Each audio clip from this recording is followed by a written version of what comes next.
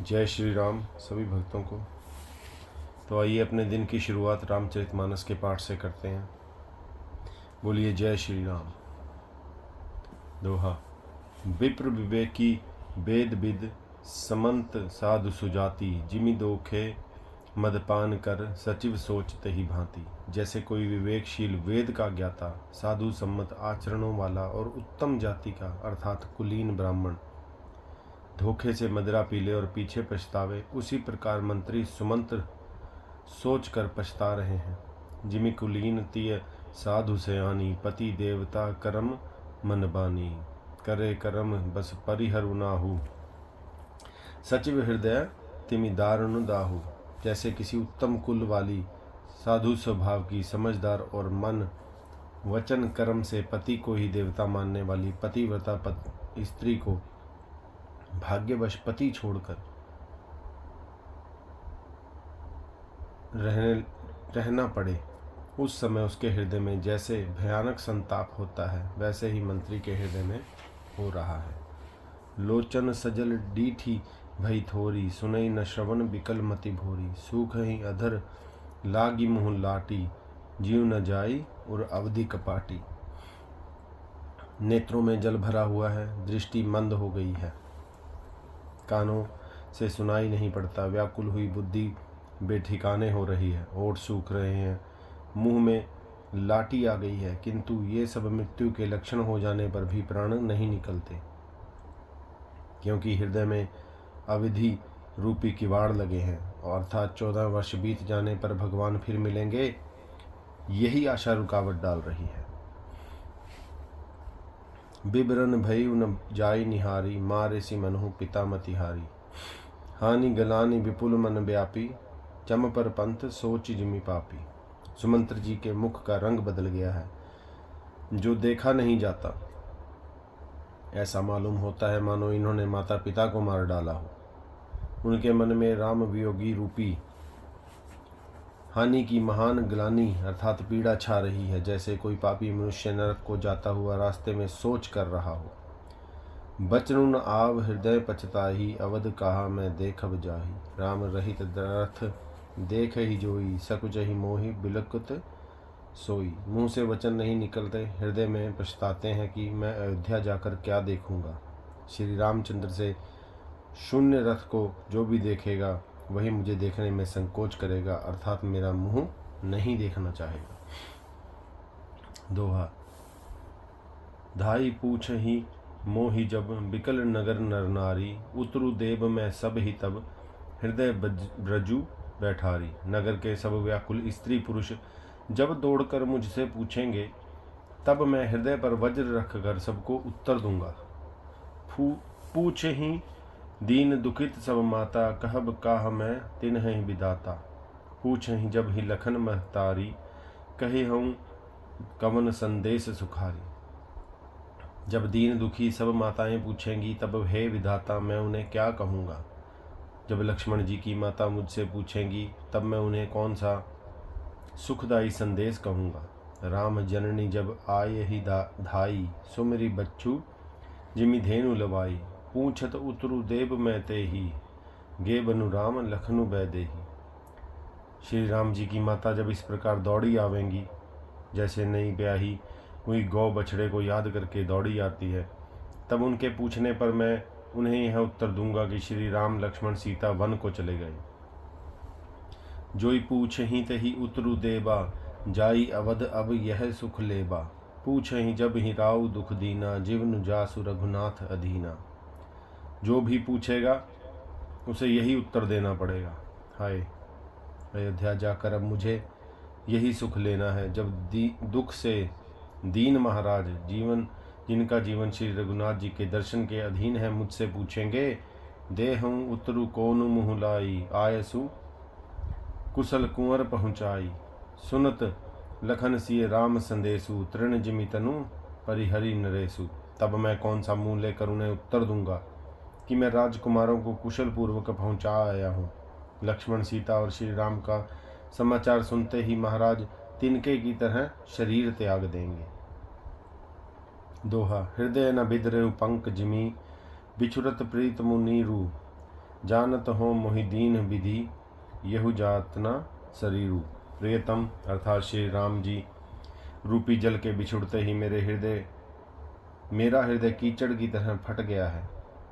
इससे मैं जानता हूँ कि विधाता ने मुझे यह यातना शरीर ही दिया है, जो पापी जीवों को नरक भोगने के लिए मिलता है। यही विधि करत पंथ पछतावा, तम सतीर तुरत रथुआवा। विदा किए करी विनय विषाद निषादा, फिरे पाए परी विकल विषादा। सुमंत्र इस मार्ग में पछता रहे थे, इतने में रथ तुरंत तमसा नदी के तट पर आकर पहुंचा। मंत्री ने विनय करके चारों निषादों को विदा किया। वे विषाद से व्याकुल हुए सुमंत्र के पैरों पड़कर लौटे। पैठत नगर सचिव सकुचाई, जनु मारेसी गुण बाभन गाई। बैठी बिटप तरदव सुगवावा, सांझ समय तब अवसुरूपावा। नगर में प्रवेश करते मंत्री गिलानी के कारण ऐसे सुख चाहते हैं मानो गुरु ब्राह्मण या गौ को मार कर आए हों। सारा दिन एक पेड़ के नीचे बैठकर बिताया।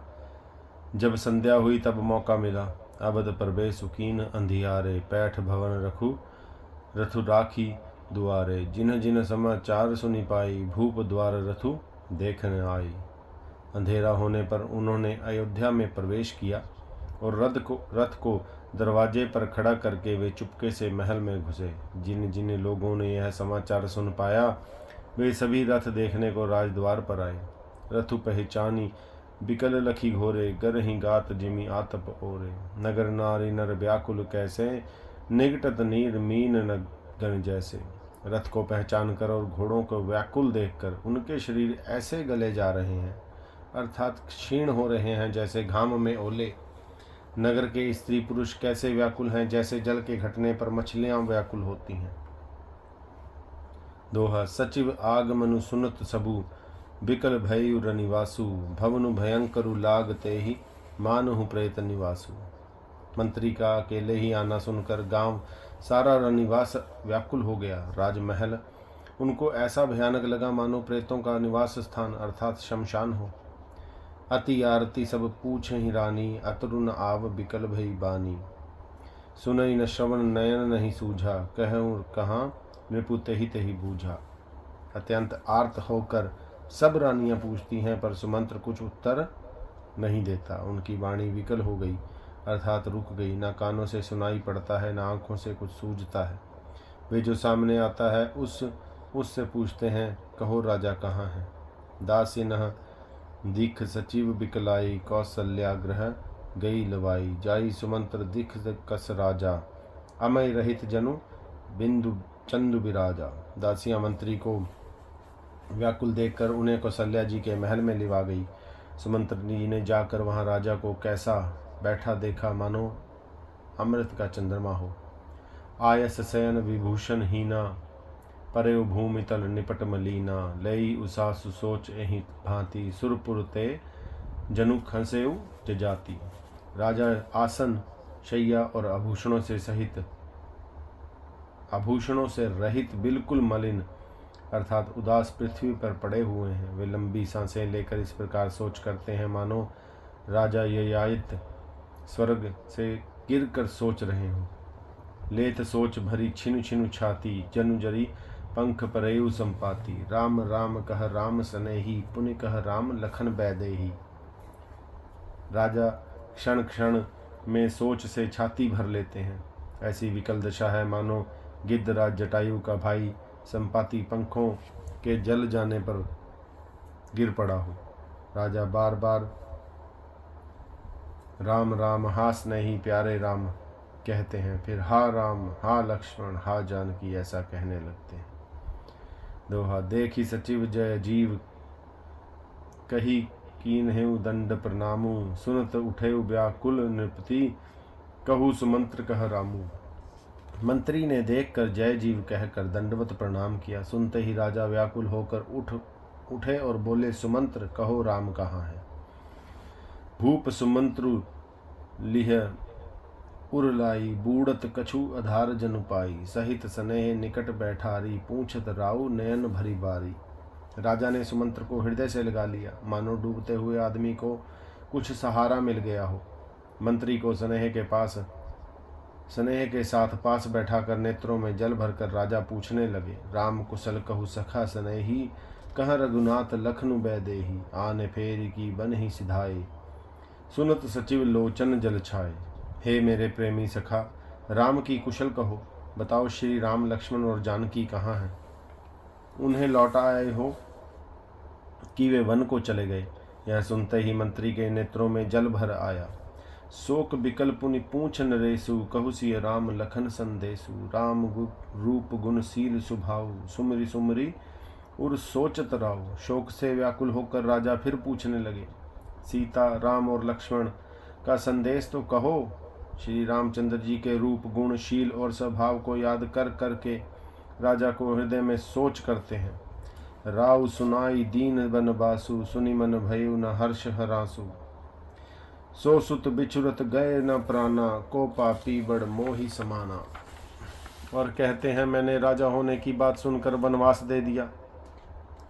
यह सुनकर भी जिस अर्थात राम के मन में हर्ष और विषाद नहीं हुआ, ऐसे पुत्र के बिछुड़ने पर मेरे प्राण नहीं गए, तब मेरे समान बड़ा पापी कौन होगा। दोहा। सखा रामू सिय लखनु जहाँ, तहाँ मोहि पहुँचाऊ, नाही त चाहत चलन अब, प्राण कहूँ सति भाऊ। हे सखा, श्री राम जानकी जी और लक्ष्मण जी जहाँ हैं, मुझे भी वहीं पहुँचा दो, नहीं तो मैं सत्य भाव से कहता हूँ कि मेरे प्राण अब चलना ही नहीं चाहते। पुनि पुनि पूछत मंत्री राऊ, प्रियतम सुवन संदेश सुनाऊ, कर ही सखा सोई बेगी उपाऊ, राम लखनु सिय नयन दिखाओ। राजा बार बार मंत्री से पूछते हैं, मेरे प्रियतम पुत्रों का संदेश सुनाओ। हे सखा, तुम तुरंत वही उपाय करो जिससे श्री राम, लक्ष्मण और सीता को आंखों दिखा दो। सचिव धीर धरी कह मृदुबानी, महाराज तुम पंडित ज्ञानी, वीर सुधीर धुरंधर देवा, साधु समाजु सदा तुम सेवा। मंत्री धीरज धरकर कोमल वाणी से बोले, महाराज आप पंडित और ज्ञानी हैं। हे देव, आप शूरवीर और उत्तम धैर्यवान पुरुषों में श्रेष्ठ हैं। आपने सदा साधुओं के समाज का सेवन किया है। जन्म मरण सब दुख सुख भोगा, हानि लाभ प्रिय मिलन वियोगा, काल कर्म बस हो ही गुसाई, बर बस रीति दिवस की नाई।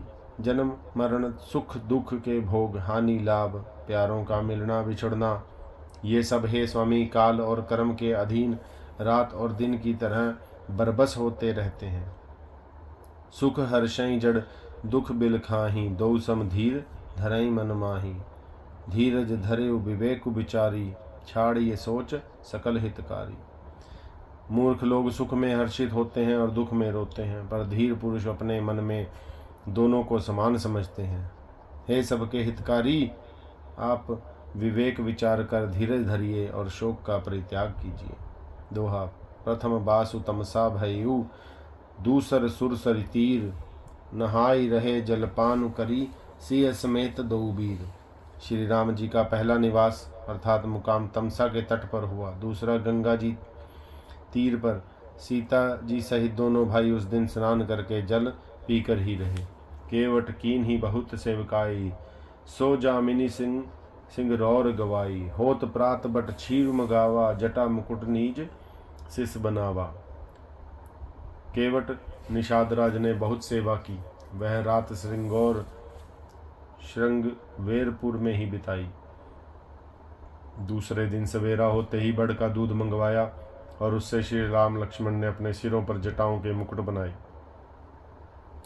राम सखा तब नाव मंगाई, प्रिया चढ़ाई चढ़े रघुराई, लखन बान धनु धरे बनाई, आप चढ़े प्रभु आए सुपाई। तब श्री रामचंद्र जी के सखा निषादराज ने नाव मंगवाई। पहले प्रिया सीता जी को उस पर चढ़ाकर फिर रघुनाथ जी चढ़े, फिर लक्ष्मण जी ने धनुष बाण सजा कर रखे और प्रभु श्री रामचंद्र जी की आज्ञा पाकर स्वयं चढ़े।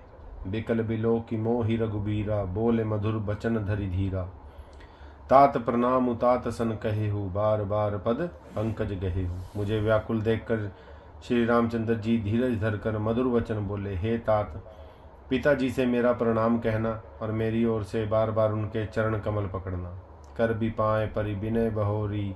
तात करे जनि चिंता मोरी, बन मग मंगल कुशल हमारे, कृपा अनुग्रह पुण्य तुम्हारे।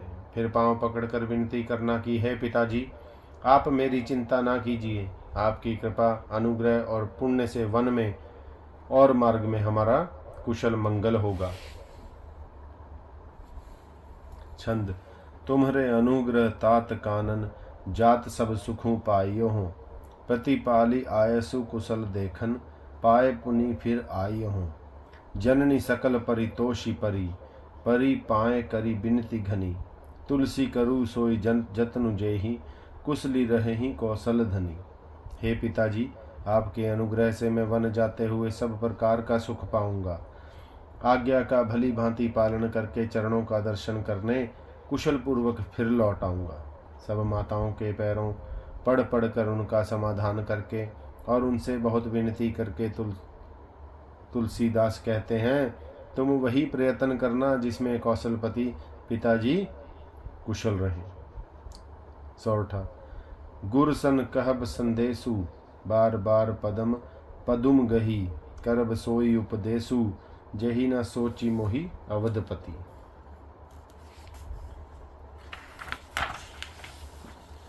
बार बार चरण कमलों को पकड़कर गुरु वशिष्ठ जी ने मेरा संदेशा कहना कि ये वे वही उपदेश दें जिससे अवधपति पिताजी मेरा सोच ना करें। पुरजन परिजन सकल निहोरी, तात सुनायहु बिनती मोरी। सोई सब भांति मोर हितकारी, जाते रह नर नाहु सुखारी। हे तात, सब पुरवासियों और कुटुंबियों से मेरा निहोरा अर्थात अनुरोध करके मेरी विनती सुनाना कि वही मनुष्य मेरा सब प्रकार से हितकारी है, जिसकी चेष्टा से महाराज सुखी रहें। कहब संदेशु भरत के आए, नीति न तजिए राजपदु पाए। पालेहु प्रज ही करम मन बानी, सोयहु मातु सकल समझानी। भरत के आने पर उनको मेरा संदेशा कहना कि राजा का पद पा जाने पर नीति ना छोड़ देना, कर्म वचन और मन से प्रजा का पालन करना और सब माताओं को समान जानकर उनकी सेवा करना। और निबाहेहु बायप भाई, करी पितु मातु सुजन सेवकाई। तात भांति तही राखब राऊ, सोच मोर जहीं करे न काऊ।